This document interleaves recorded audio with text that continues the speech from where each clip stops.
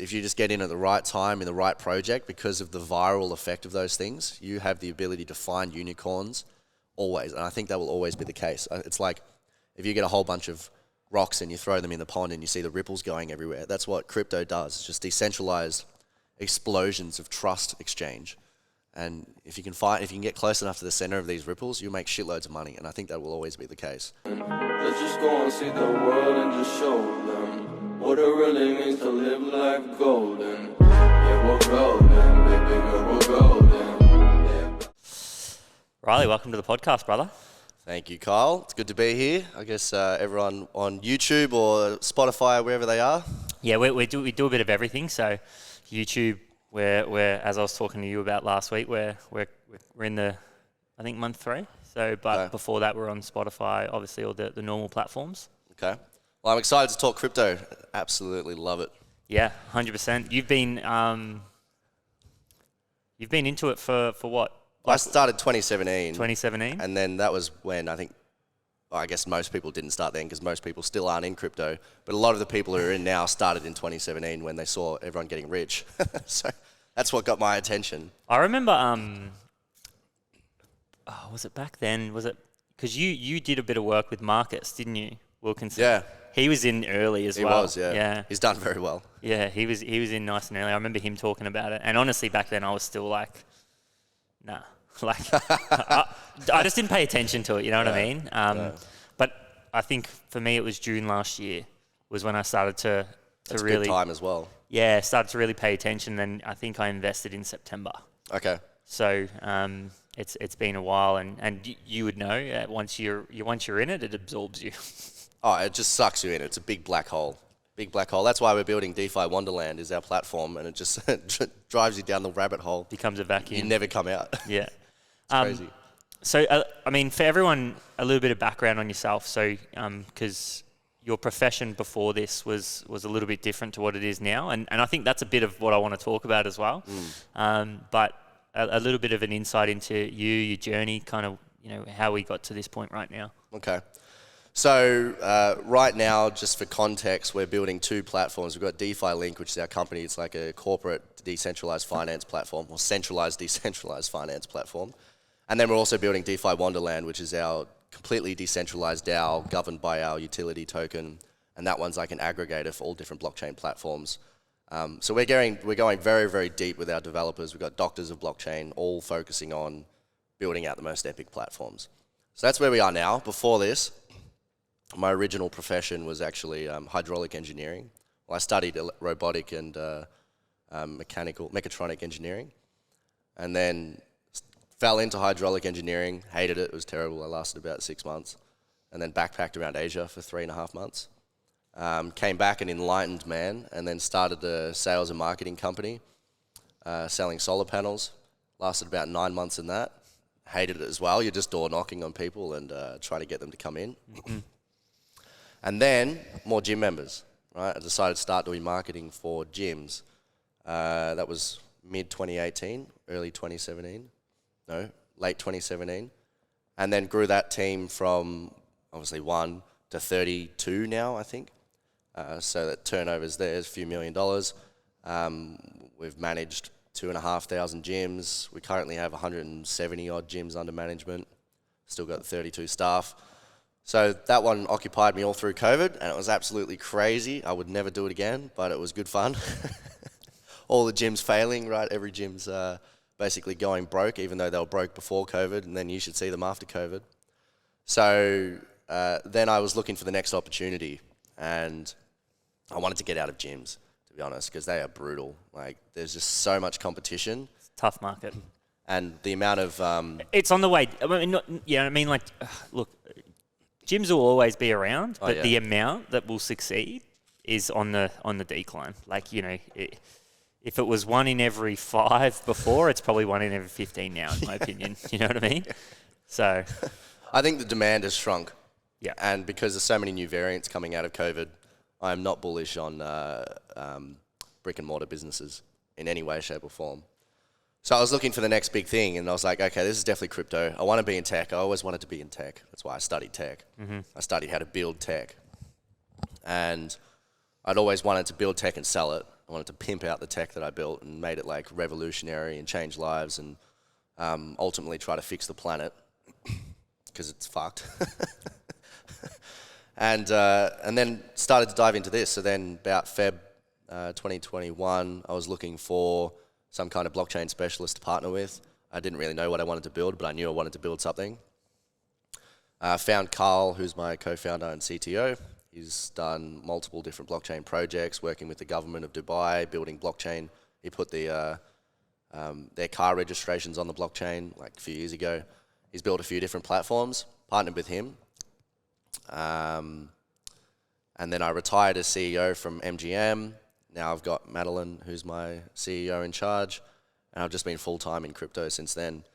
It's been great because I haven't had to worry about really trying to get an income through anything because MGM still pays me a good wage even though I'm not working there. So I feel like I've been in this very, very lucky situation that I can just fuck around with crypto, lose money, make some money, lose some more money, just test a whole lot of shit because I'm not desperate to get an income out of it, even though it's going pretty good.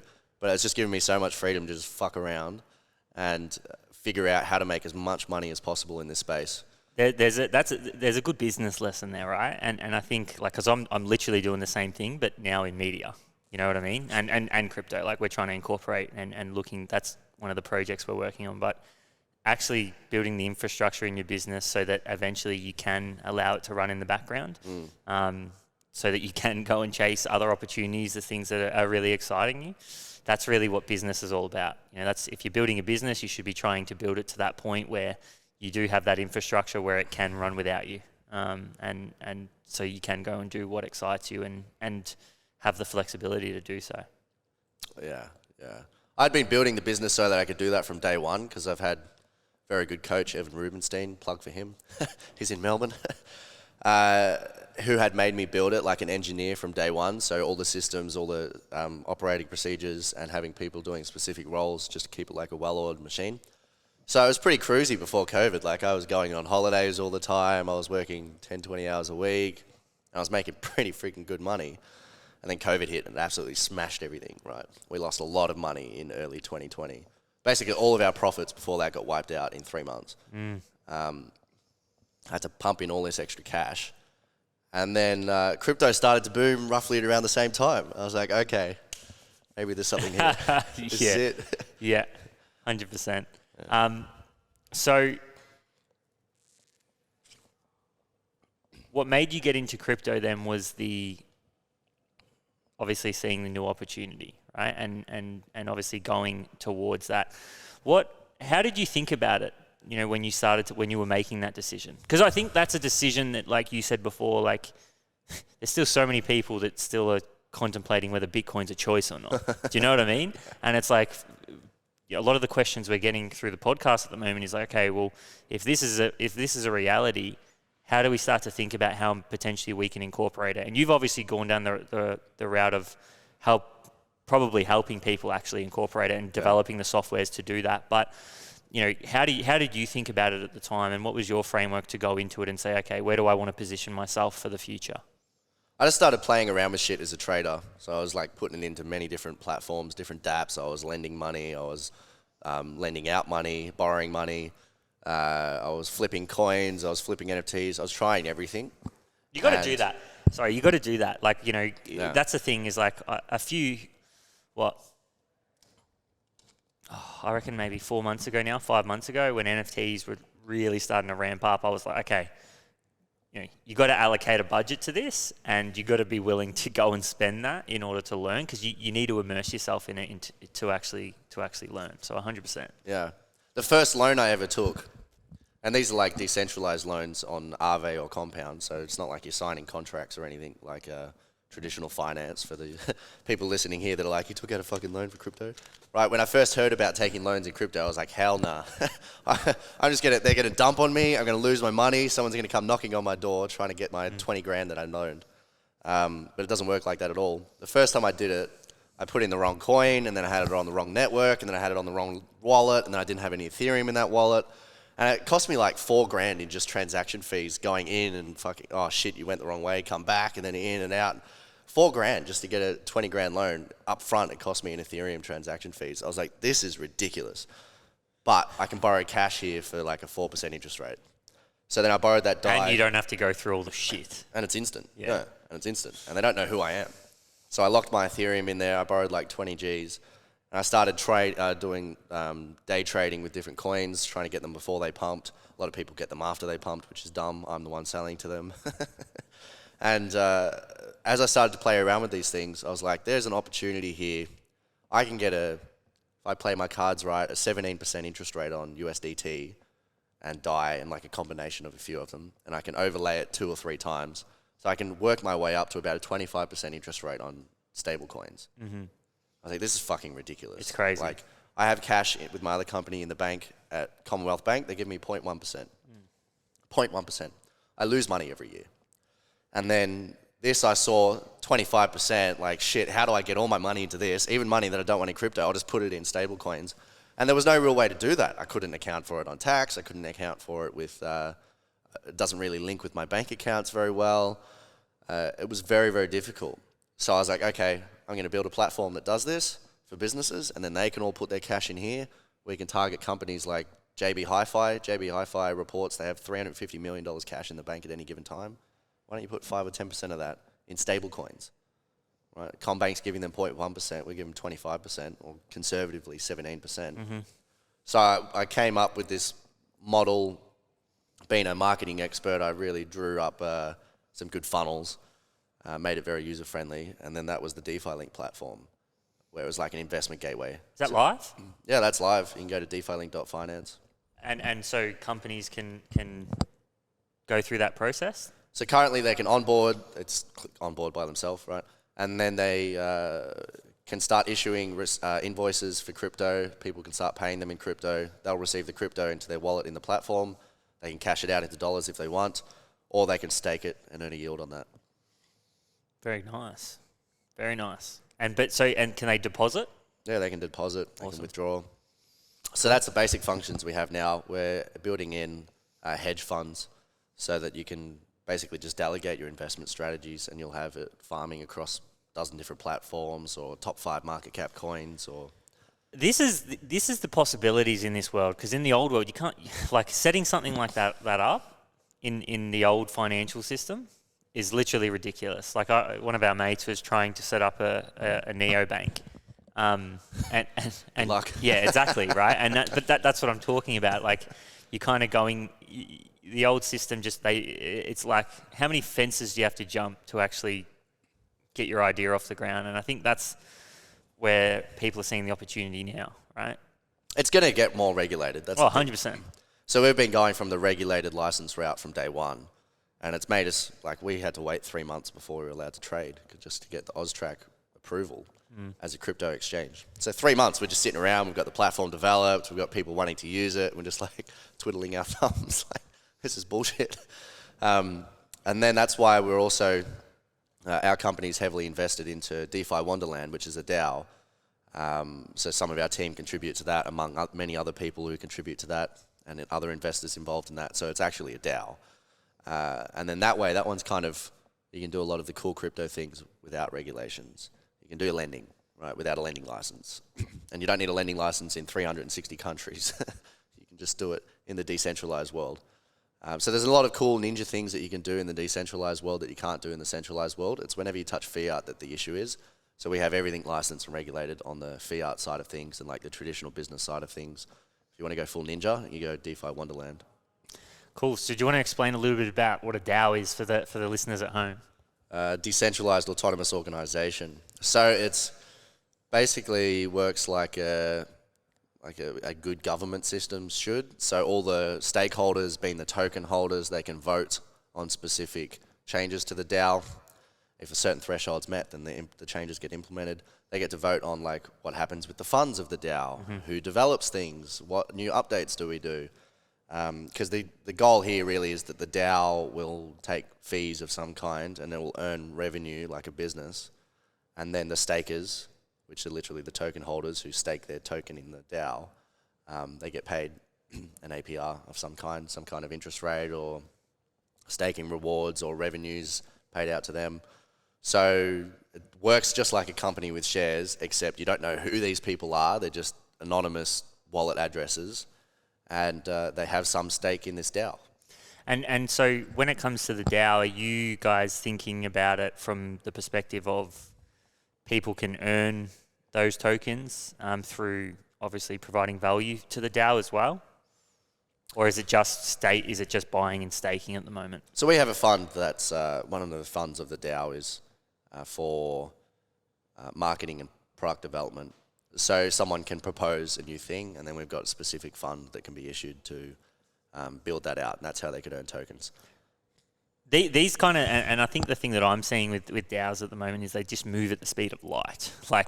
And I think obviously because it's decentralized and the incentives are great. Right? Oh, they're nuts. They're nuts, right? So I think that's going to be the most exciting thing. Like in the future is like how long do you? That's probably a good question. How long do you think we are from? How far away are we from DAOs? Nearly every company being a DAO. As soon as you touch the real world or like the physical world, you won't have a DAO, I don't think. Or maybe some kind of mix of a DAO hybrid. But I don't think that it's going to take over the traditional system. I think it'll just integrate with it, and some of it, like in the metaverse, will be completely DAO. But surely you think that once, like, because you're in the same boat, like you're in that system now. So what's stopping everyone, do you reckon, especially as we see, the boomer generation start to kind of leave the workforce and stuff like that? Like, surely you think that everybody's eventually going to see this and say, well, the opportunity is too big? Or do you think as it gets more competitive, the rewards will kind of... Oh, it'll definitely level out a bit. Yeah. 5 years, could be 3 years, could be 10 years. I don't think that having a for-profit enterprise system that's a voting system is going to be very effective. I think there should be top-up leadership or top-down leadership. I don't see it ever working like that. And if you look at any even nation that's done very powerful and big things throughout history, it's always been some kind of almost a dictator, or it's always been some strong leader, and it hasn't been really a voting system on every little shitty decision. So I don't think that that's necessarily an effective leadership method, although a lot of people like to think that that's the way that things should be. I just don't think a lot gets done that way. So I think there needs to be like a executive structure of some kind, because it's more effective and they can make better decisions. They're usually better informed, and they typically are smarter than the people that are voting down the bottom. So we need to have a hierarchy system. I think that all like complex societal structures need to have a hierarchy. So it depends if the DAO can do that or not. Right? And it might do that because the stakeholders have more votes than others, and that could be the way to do it. I don't know if you're going to get a factory, a production line that's producing cars being a DAO. I don't know if that would work. Right? Yeah, definitely. It's going to be interesting to see how it plays out. I think it could be more obviously for the side of the creator economy and those kind of people, like self-employed. Like I've got this kind of, I think eventually we might get to a place where you don't have employees. Like I honestly do. I think like where obviously with blockchain technology, it might get to a point where everyone just has a wallet, right? And you can, and I'm just reading, like the way I look at this is that I've had many conversations about people who during lockdowns either got a second job or worked 3 hours a day and got all their tasks done and then spent the rest of the day sunbaking or whatever it is. And for me, that's a sign that if you're productive, and I think that's why we're seeing not many people actually want to go back to their jobs at the moment as well, is like, well, why would I? Well, is there a better way that I can leverage my time? Especially because the fact that asset prices are climbing through the roof, wages aren't going with it. People are starting to shift their mindset right now, and I think it's obviously driven by the crypto space as well. The digital world will be a DAO, for sure. It's just physical or governments or laws, then that's going to not be a DAO. Do you think everything will... Because we're in a, like technology is deflationary, right? So this is the grand argument, in my opinion, right? Is like... how does this play out long term with the debasement of the currency happening, and that transition to these, to cryptocurrencies? How does this play out from a work perspective? Because we know that if we weren't in a world where that was built on debt and we had a currency that held its value, we'd be working towards this point where a lot of the things that we pay for now would be free. You know, like electricity and so on. Like, because technology will bring that cost of that production to zero. So, and I don't know, I'm not going to kind of go guns blazing here and say that this is going to happen, but the things that you're talking about in the physical world, a lot of that will probably get, a lot of those jobs will probably get replaced by technology. Oh shit, yeah. AI is going to smash out a whole bunch of things. Yeah, so bunch. that's kind of what, that's my mindset with it is, well, over here, there's going to be less and less jobs. That's going to be technological. You're going to, and hopefully if we can get to this kind of global system, if Bitcoin was to become, obviously transition, and that's what we based a lot of our monetary system on, along with all these other cryptocurrencies, you wouldn't, there would be no jobs there, and there will be no jobs there, which means you only actually earn income in the digital world. Yeah. Philippines is the highest population density of people playing in the metaverse on games. Mate, that's where my developers that I'm working with at the moment, about 8 months ago, introduced me to Axie Infinity. Yeah. Right? And I was like, and I looked at this thing and I go, fucking hell. Like, what is this? Right? And I'm talking more like people think of that because it looks like Pokemon. I'm like, no, like the business model, the numbers, the adoption rate, and the revenue. And the stick rate. And I'm just like, fuck, this is the future, right? Yeah. But I'm just like, that's the argument or the thing I'm trying to comprehend is that I honestly think the metaverse is just the place that we eventually earn income through and yield. That's literally the way I look at it. Well, once all our basic needs are taken care of by AI or some kind of machine of some kind, what's left? It's the creative side of things. It's more like creative and expressive, which is really where humans start to shine. So a lot of that will transition into that metaverse world, without a doubt. I want to touch on the inflationary, deflationary argument a little bit because I find this one very interesting. Yep. I think that the crypto world, they kind of over-idealize having a deflationary mechanism like Bitcoin, or even though Bitcoin does print a little bit of Bitcoin in the mining system. I think a lot of people over-idealize the deflation and they kind of make a very big enemy against the US dollar. Oh, how dare you print more friggin' US dollars. They have to. But they have to, right? Yeah, they have to. The government plays a very, very important system, a very important role by printing money.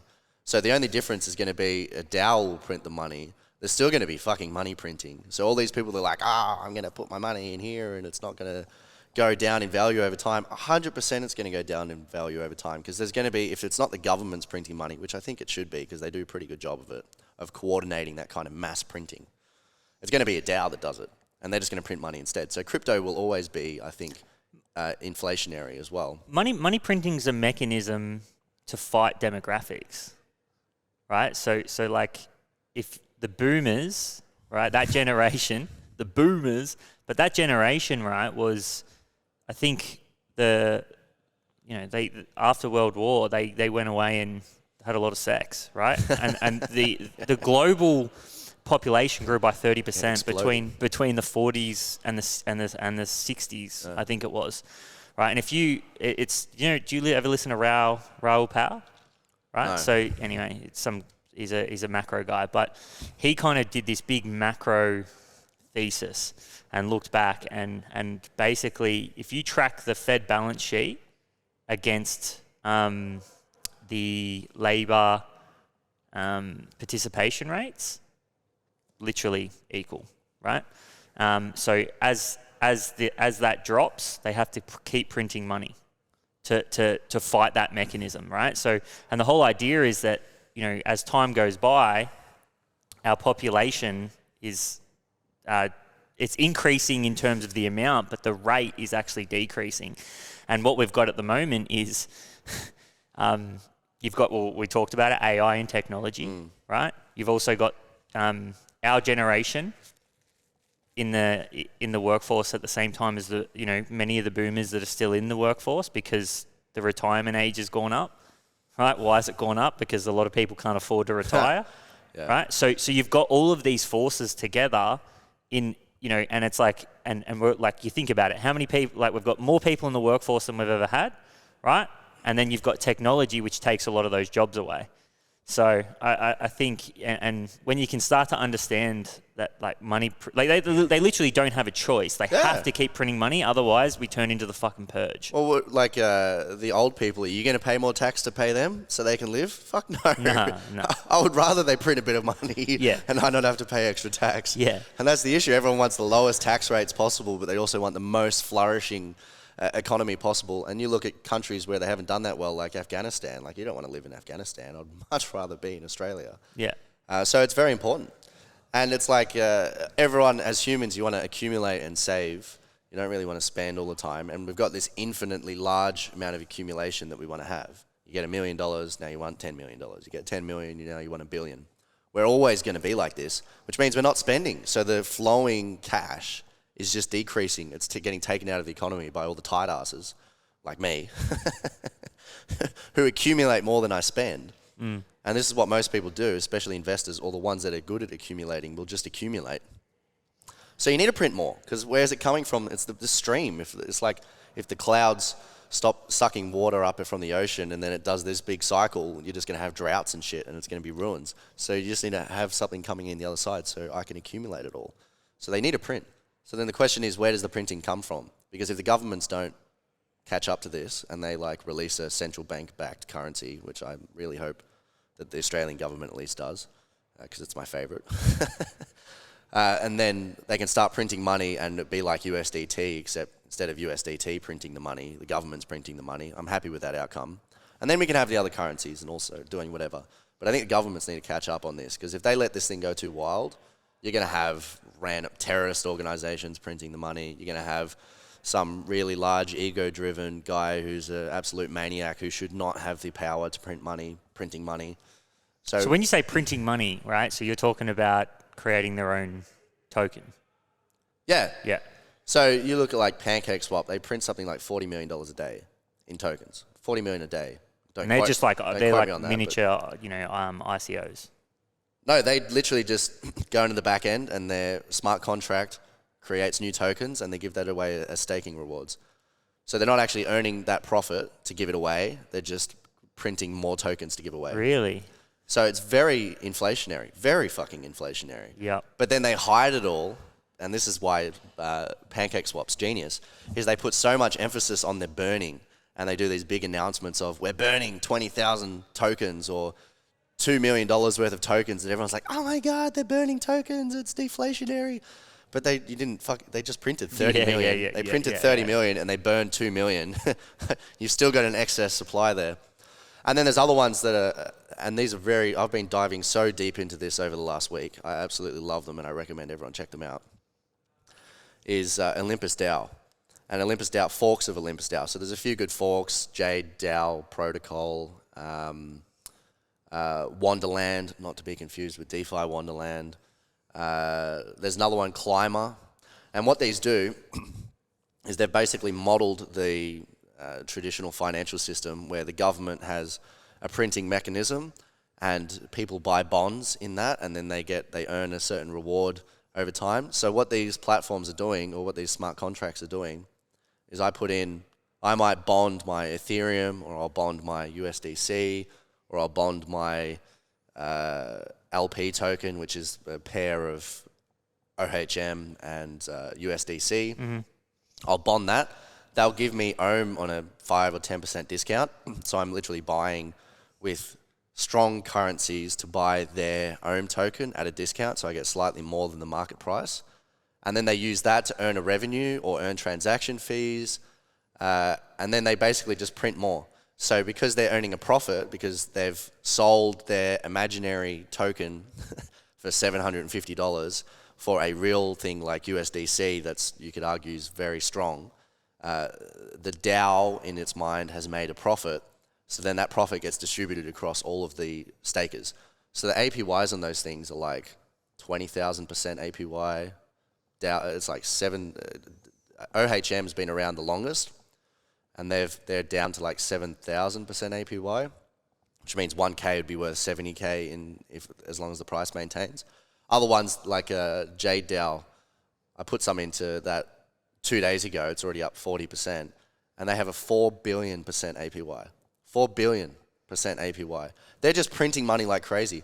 But if they can pull it off, because of this bond mechanism, each of the DAO tokens are actually backed by. So what's the negative to this then? Right. So there's a negative. House of cards. Yep. So all you need is a crash. Bitcoin, let's say Bitcoin goes to 30K, they will get wiped out pretty hard. But because of the backing of them, because they're somewhat backed by USDC, there's a floor that it can fall to. So these things, if you're in and then it lasts a couple months and it maintains selling bonds, which I believe they will because greed will make everyone want to buy these things at a discount and get these crazy APYs, you literally just print money, and they're printing money exactly like the central banks did when we moved off gold. Mm-hmm. It's the exact same mechanism, except now the people get it instead of the governments. So the floor price for OHM is $1. Every ohm, it's worth like $750 now. It's backed by one USDC at least. So it has to go down to... It could go down to that, but as long as it keeps printing tokens, which they have in their reserve, or they sell enough bonds, because the APY is so high, in 3 years, even if it went down from $750 to $1, in 3 years, I would still make a profit. Because of the yield. Even if it was a 750x drop. Yeah.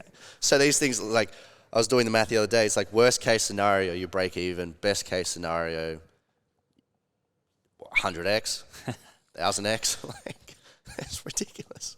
So because it's a business, and it gets rebased. They have this rebasing system, which means that all of this printing, as long as you're staking, it gets evenly distributed across the stakers. So they're just printing more shares like a company would. As long as it's staked, you've kind of got the flexibility to do so.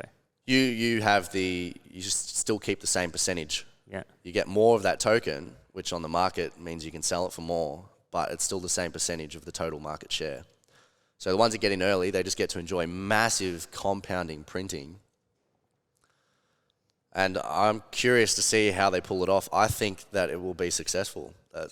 I've tried to tear these things apart for the last 3 days. Like, I've been reading through every little literature, piece of documents about these things, and they're pretty solid. Like, they have a lot of corners covered. So I've put in some good money into those things, and they're just printing money. Like, one of these things, Jade DAO is it's got a good team behind it. That's why I like this one. For everyone who's listening, by the way, if the DAO world is kind of like, you're like, I'm still confused, go look it up, because it's probably going to get repeated a lot throughout this. DAO is a decentralized dApp that I interact with my MetaMask wallet, right? And it's just an algorithm. It's just a trading algorithm in the middle, a smart, intelligent algorithm. And if I think it's like $1,000, if they can keep the price steady in 1 year, it'd be worth... I thought fucking Axie Infinity was a good... I'm getting like a 130% on that, and I thought that was wild. Yeah, so did I. So did I a few weeks ago, until I realized that these things could actually pull it off. 1K would be worth $96 million in 365 days. 96 mil. I'm willing to fucking take that bet. Yeah. Give me 1/10 of that, and I'll be happy. So it's steady. It's just really it's game theory on that point, because you want to get nobody selling. Every time you sell, you're gonna have these whales dumping the price. So they just need to try to make it so that nobody sells, which is kind of like a pyramid scheme thing, except it's exactly what the central banks do. And now the people get to benefit from that. More directly. They get to benefit from it anyway, because it eventually trickles to them. But this is very interesting. So I think it's worth having a bet on some of these OHM forks. They're good. So Climber DAO is one that, instead of backing it by US dollars, each token's backed by a carbon credit. So the way that the carbon credit system works, I think this is very interesting, so I've really backed this project. The carbon credit system, right, if I don't pollute as much in the real world, I get carbon credits, and I can sell those on the open markets. And if I absolutely pollute like crazy, then I have to buy carbon credits. So there's a supply and demand market for these carbon credits, and each of those represent how much pollution I'm basically buying One carbon credit's 1 ton of pollution that they're theoretically extracting or technically extracting from the atmosphere. So if I pollute shitloads, I need to buy shitloads, which should, in theory, take it out. So the market price for these things is very low. It's like $8 or something. Don't quote me on that, but it's quite low for 1 ton of pollution. So this one is locking those in the DAO as the backing. So it's literally sucking them out of the market into this money printing mechanism. So I put 5K into this thing, and it's printing like, it's got like a 39,000% APY, 39,000%. Because people are bonding their carbon credits with it, and then they getting issued their token, and I get issued some of the token when they get issued the token. So what it's doing is sucking up all of these carbon credits, which is going to make the price of these, the market price in the real world, more expensive, which means it's going to be more difficult to pollute. And you're going to have to look for cleaner technology.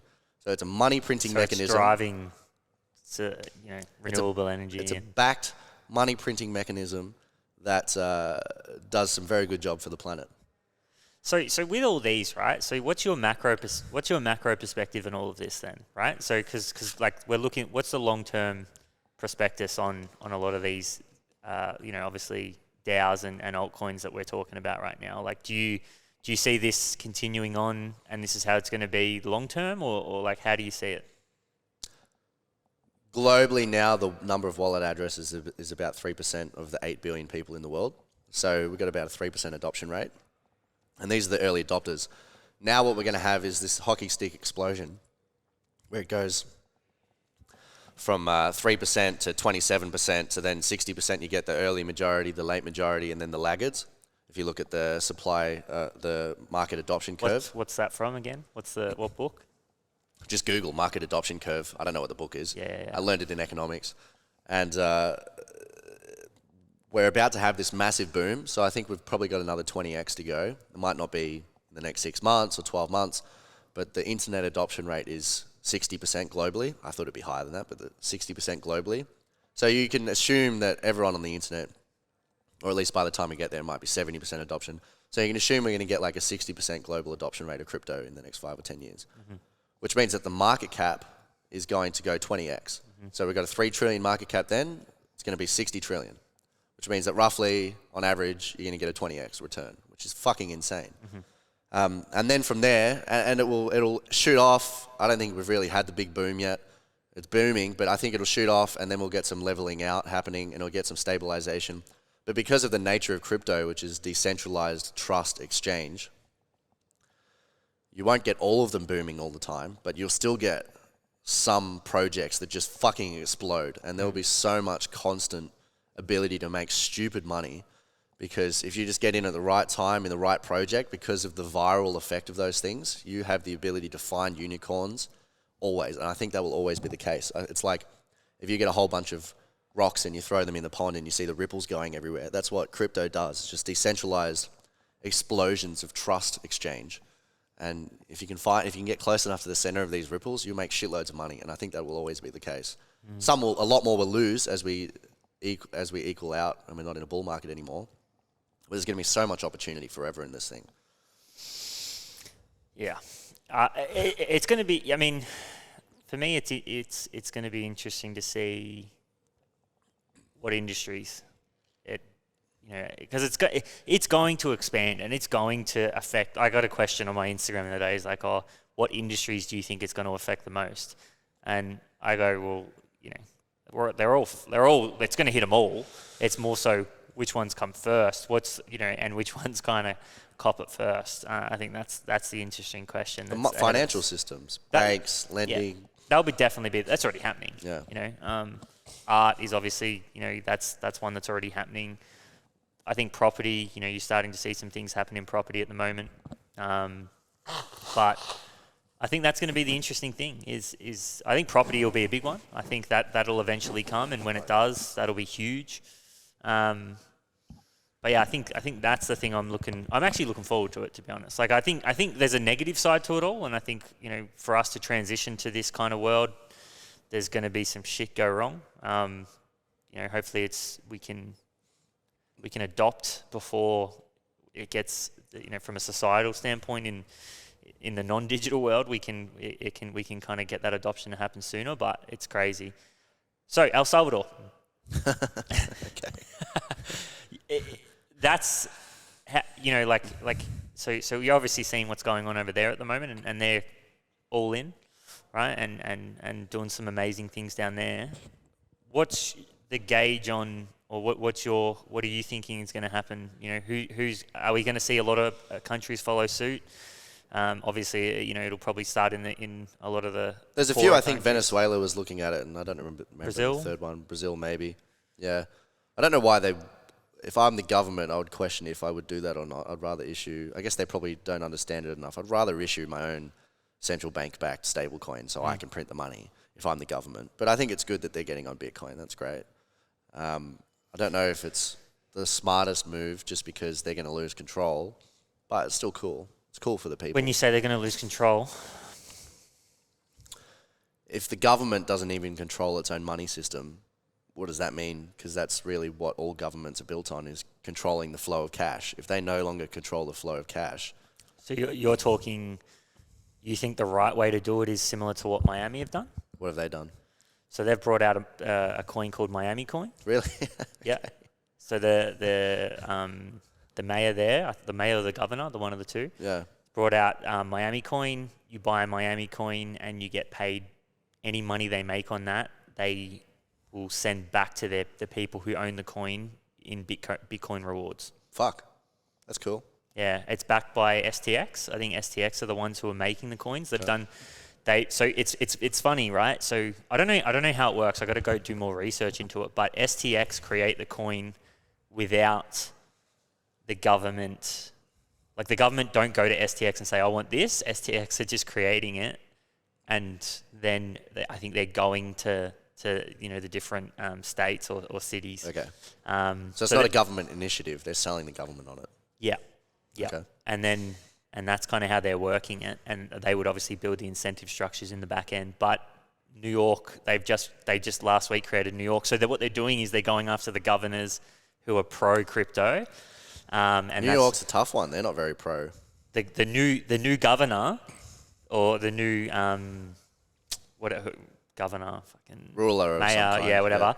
He's pro. He's like, cryptocurrency be taught in schools, like really? all in. And I think they'll just be working on him in the back end. They're the ones. So that's one I'm keeping an eye on. I've put a little bit of money into New York coin because it's fucking, it's like 0.0000000, and I'm like, all it takes is an announcement, and oh shit, yeah.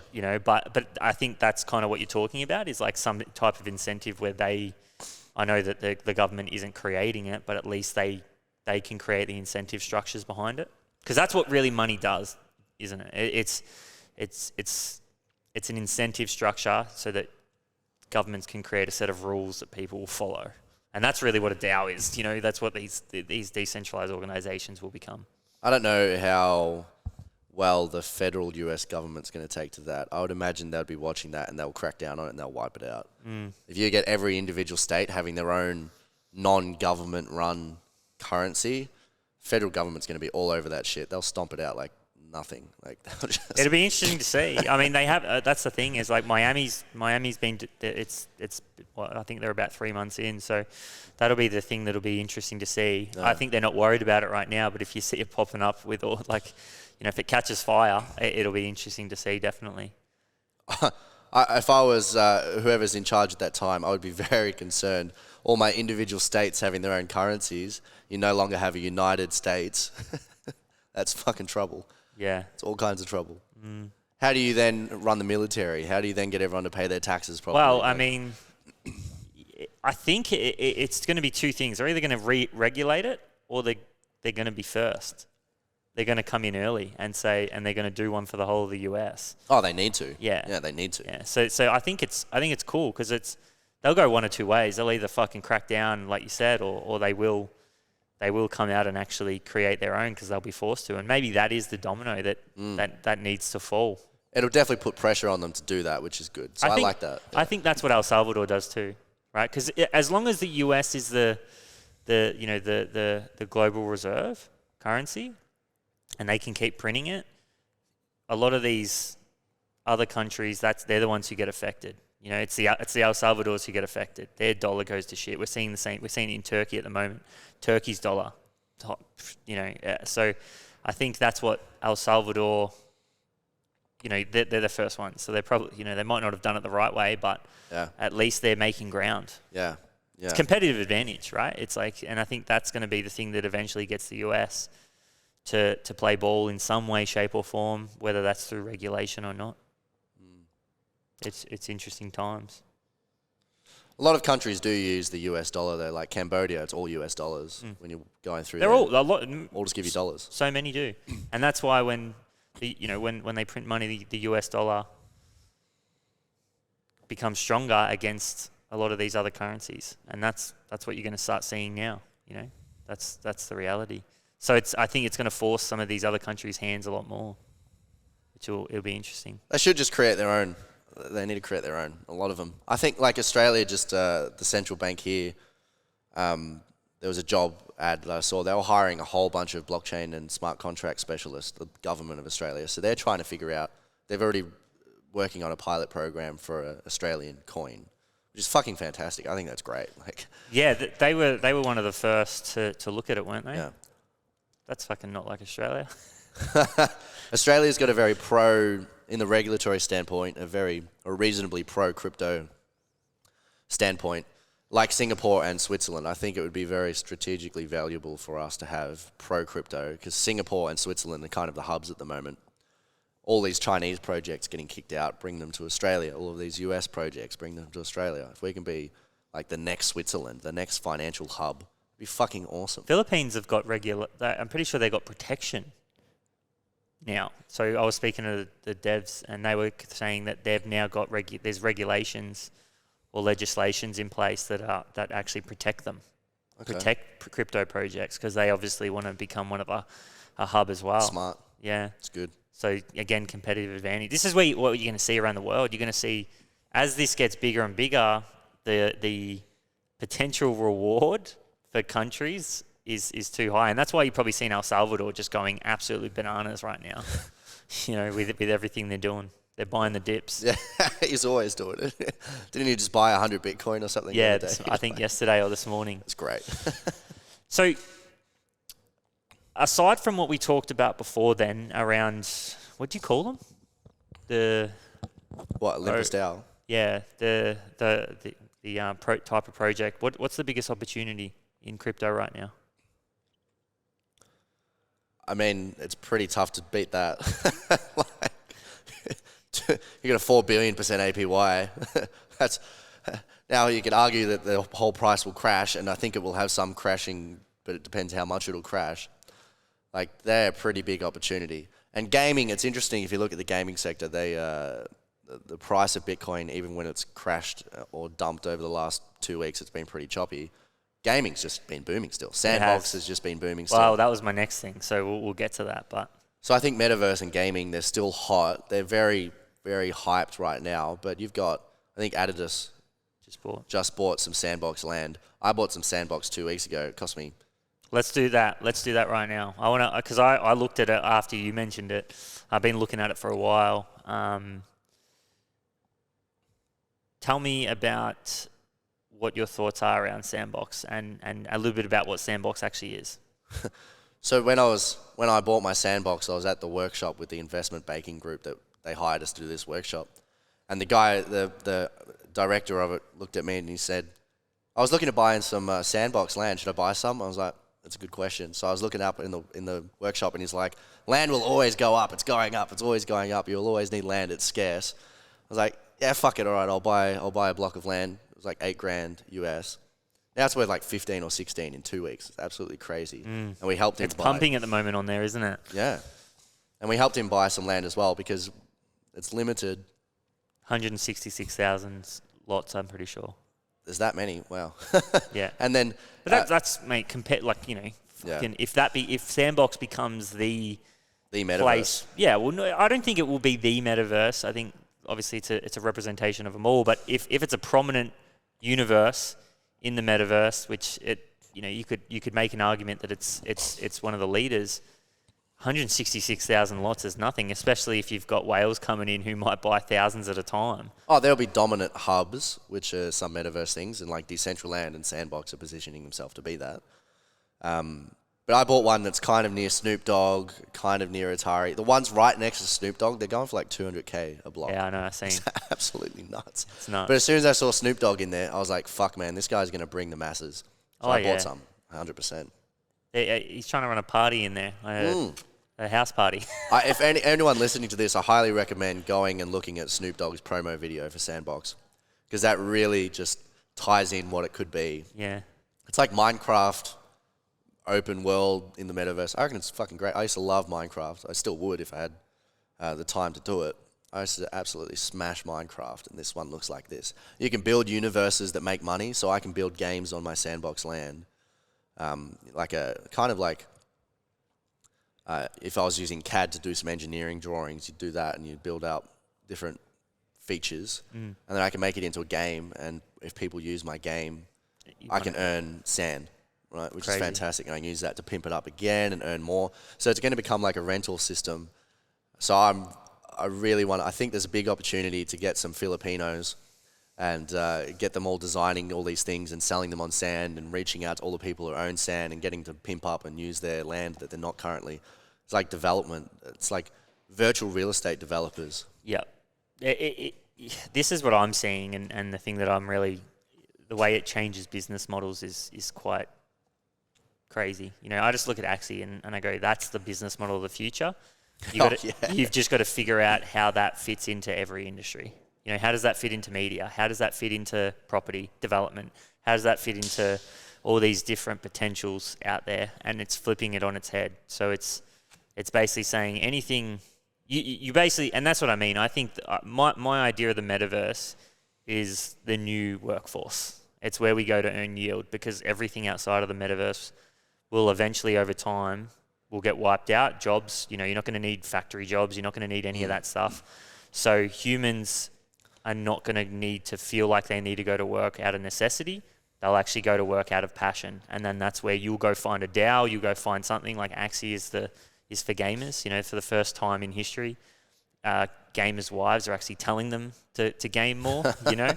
And that's the whole idea that I see is we're looking at, you know, we're doing things out of passion and culture, and we're living or existing in these universes that we really love and we enjoy and we care about, and they interest us, and we actually get a yield for them. We're not, you know, not like Facebook and Instagram where they just take your data and then sell it back to you at a premium. Yeah, they take you for a ride. It's an absolutely crazy space. It's like WALL-E when they're in the spaceship and the humans are just these fat lards on these little flying things, and they've just got like tubes and thick shakes getting fed to them, and they're in this metaverse. We're going to be like that, and it's scary. There's a few different shows that are like that, and they're going to be very realistic very soon. But the thing that they didn't account for, because it didn't really exist, was blockchain, and blockchain's going to enable the metaverse. If we didn't have blockchain, you couldn't do the metaverse properly. What do you think about the metaverse, right? Like, are you sold on the fact that, like, because I'm not sold on the fact that I honestly, my thing is I don't think, and maybe, you know, who the fuck am I? But, you know, I don't think that the metaverse will be this place that we spend. I think we go there to earn money, right? And we spend majority of our time there, just like we do jobs. Yeah, like now we all have jobs. That's where we spend most of our time. That's where we earn a yield. I think now we just do it in a world where there's no constraints, or we don't have the constraints that we usually have in the outside world. So for me, it's like, I don't know if we're going to be spending 100% of our time in this. Like, and I don't, you know what I mean? Like, I'm not sold on the fact, I'm not sold on Facebook. You know, I'm just not. I actually think they're investing in the wrong thing. I don't think Oculus is the way. But you know, you can rebut if you think, but. I think what you've said there is like, we still need to go earn money. If all our basic needs are taken care of, we don't really need to earn money. So then what do you do for the other 8 hours a day, I meant 12 hours a day? Yeah, we go there to earn money, to earn yield. But they're combined, right? So it's not earn money and enjoyment. You bring them together. So you're right. I think you're right. But I don't know. I'll play in the metaverse all day, every day. If I could stay physically fit and healthy, fucking oath I'll be in the metaverse 8 hours a day. It'd be great. Fighting dragons, I'm flying across through space with friggin' Elon Musk and his dog. Yeah, true. It'd be nuts. I would be in there all the time, right? I can go into dungeons, I can race cars, I can do anything infinitely impossible that would normally be impossible. Why, if I can work 2 hours a day and make the money that I need, then what else am I going to do? Sure, sometimes I'll be out in the physical world. But I think you'll see a lot of people spending a lot of time in the metaverse. Oh, well, they already are, right? So I think you're right. I don't know. I think Apple is more how it'll occur. Maybe, instead of it being VR, I think AR. I think it'll be more we integrate them both together. What's Apple doing? I haven't seen that. Well, they're just so Facebook's gone full VR, and that's where they're deploying a lot of their resources. Apple's going AR, so augmented reality. So it's not Oculus and you're immersed in this world. It's how you incorporate the different things of the metaverse. So the example is like, this is not happening, but this is how I think it would play out if it was the thing. You would have the Oculus, which is fully immersed in the digital world, and then Apple might bring out a pair of glasses that actually integrates some of that stuff into the real world that you can like do. the Google glasses. Yeah, similar to that. So that's kind of how I think of it. It's funny, like Scott Galloway. Do you know Scott Galloway? No. So he's a brand guy, teaches brand and marketing at NYU, but he's a fucking massive pessimist. Like he's like full anti. Like he's like, I don't think he's correct on this, but I think it's somewhere in the middle around, if you're fully bullish on the metaverse and then there's the pessimistic side, I think it's somewhere in the middle. But he kind of talked about, we've already got a metaverse and it's the App Store, right? And he goes, that's the closest thing I can see to a metaverse. And I think what he meant what his principle was that Apple still really hold the winning seat here.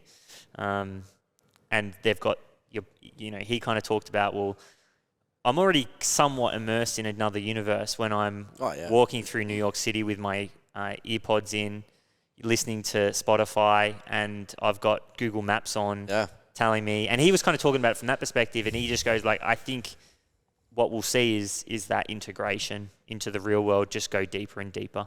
So I don't know, like it's, as I said, it's time will tell, but that's kind of how I see it.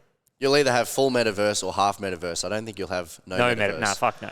You'll be augmented reality is the base layer, and then virtual reality will be the take that next level with the other VR. one. I don't think you'll walk around without augmented reality of some kind very often. Oh, 100%. Which is scary. Scary. I mean, imagine how much. I know if you get sucked into your phone, you don't hear anything going around you. You're lost, and then you're like, what the fuck? Where have I been for the last 20 minutes? Yeah. You wait, you just kind of click and someone's calling your name and they say it like 7 times. Yeah. Like, oh shit. Yeah. So it's going to be interesting. We need to have like detox camps or something, because it's going to get, maybe that's the new business, is like augmented reality detox. In augmented reality. Imagine that. That's a fucking... You put your glasses on to go to the beach to just chill out. Just chilling, sorry. I'm escaping the augmented reality and you're fucking in a VR goggle. Like, it's going to be nuts. Yeah, fuck, time will tell. Awesome. So the last part of the podcast is Quickfire. So basically I'll ask you a question, short, sharp answers, not extremely short. Like, don't feel like you need to cap it at all, but like I said that to a guest we had last week, and he's like cut himself off at like 10 seconds of talking. Okay. So we still want the value. So one piece of advice for someone who's not in crypto but is thinking of getting in. You can learn a lot on YouTube. I learned a lot on YouTube. Just go through some YouTube videos and start playing $10, $50, whatever. Start playing with some different platforms. Try to push yourself to play with some of these platforms, because you'll be ahead of most people. Like crypto, 3% of the world in crypto, is maybe 10% of those 3% actually use dApps, and dApps are the future, decentralized apps. So I'd start playing around with dApps. Take out a small loan, $50 worth of Ethereum, borrow $20 worth of DAI, and then spend that DAI just to see what the fuck happens. So just use some small money, start playing around with it, and eventually you'll become really an expert. And then you can start playing big money. And then you can even start having other people pay you to show them how to do it, because it's going to be it is a booming thing. Oh, yeah. So start playing with it, lose some money, but eventually like you'll make a lot more money than you'll lose. Good advice. The project you're most bullish on right now and why? Oh, Defi Wonderland for sure. I'm a bit biased, but we've got some fantastic fucking players in that. We've got some very good partnerships. Our project received a grant from the Polygon Foundation. So they've connected us with a lot of platforms like Aave and QuickSwap, big platforms. So we're integrating with all of these guys. And I think that for crypto to become mass adopted, it needs to be simple, it needs to be safe, it needs to be free from scams, and a lot of it needs to be delegated. You need to delegate to an algorithm to do the investment strategies for you, or delegate to some guy who's got his PhD in blockchain to do the investment strategies for you, and then earn a yield on your behalf. So what we're integrating is that DeFi Wonderland, I can put in, whatever, say it's 100 grand, all my assets in, fucking, let's go all in. That earns me an average of 20% per year. I can then, because we've got DeFi Link into the real world, I can spend it on my card.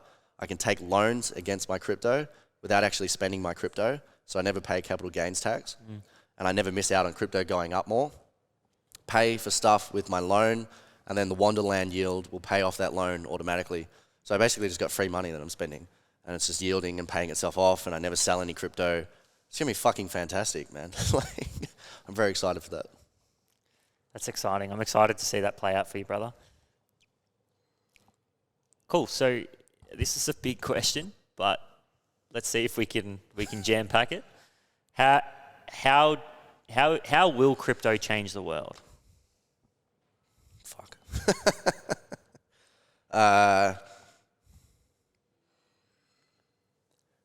I think what's already happened is a bit of a wealth shift, and that will continue. People who get in late, because it is a giant pyramid. Like, it's a giant multi-level marketing, the way that it works. People buy in, and if you're the last in, you earn less, and the ones who got in early get more. So there's this massive shift of wealth. So the older generation who typically has the wealth are the last ones to get into crypto. So it's just going to shift a lot of it, and it already is, to the younger generation. So what does that mean? Fuck.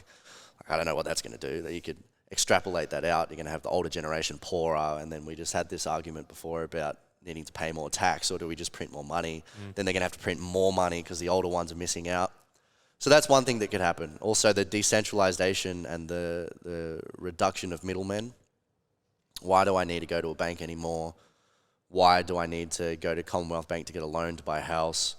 Why do I even need to buy a house when I can just buy an NFT fraction of a house that's on the open marketplace, and it pays me a yield, and it's a fraction, 1/10,000th of a property?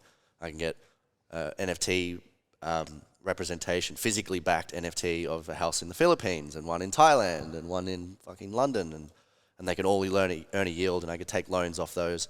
So you're going to get the fractionalization and NFT/crypto representation of real world items put into a metaverse or a decentralized digital world. A lot of things will be tokenized. Everything's going to be tokenized. Right? Literally. So you get this wealth shift, a lot of people having a lot of opportunity to make a lot of money. There's going to be a power shift, which I'm a little bit concerned about. I don't know how I feel about all the governments losing their power, because we've got a pretty stable system, I think. A lot of people hate it, but fucking we're a lot better than we were. And then there's going to be just completely open, decentralized. I think you're going to see this like completely globalization shift from countries being the governments or regions being the governments. It's going to be like decentralized DAOs being the governments, or some kind of metaverse world being the government. Sovereign states. Yeah. Very interesting. I agree. All right, so this is a bit of a different one. One piece of advice for your younger self. Buy Bitcoin. Go to 2008, take a loan, sell all your shit, and buy Bitcoin. Oh, don't you wish you had the time portal? I saw it when it was $2. I remember watching a YouTube video, and they were explaining this guy created this digital currency, and then you could buy pens with it. And now suddenly there's this value of these Bitcoins. You can buy a $2 pen with one Bitcoin. was like, what the fuck is this? This is just bullshit. I'm never buying this fucking thing. And then you fast forward 8 years and I'm like, oh shit, like I should have bought some Bitcoin. Yeah. You feel sorry for the guy who bought his pizza in Bitcoin. Yeah. Fuck. God. Imagine what he could be doing right now. He probably still has a lot of Bitcoin. Yeah. So I'm sure he's very happy. Yeah. He's probably worth many millions of dollars. Yeah. 100%. All right, man. We're going to wrap it up there. Cool. Thanks, everyone. So I think you might leave some links or something around this. Give a plug, man. Let everyone know what you're doing, where they can find it. So I think the best place for more content is YouTube, Riley James. And you'll just find me with lots of crypto videos every week. Facebook and Instagram and Twitter, again, Riley James or rileyjames.x. And then also Defi Link Finance if you're an enterprise or a corporate trying to get into crypto, you want to launch a custom project.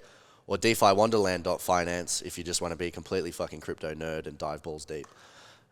So they're all the platforms. But start with socials, jump in our free Facebook groups, jump in our YouTube, and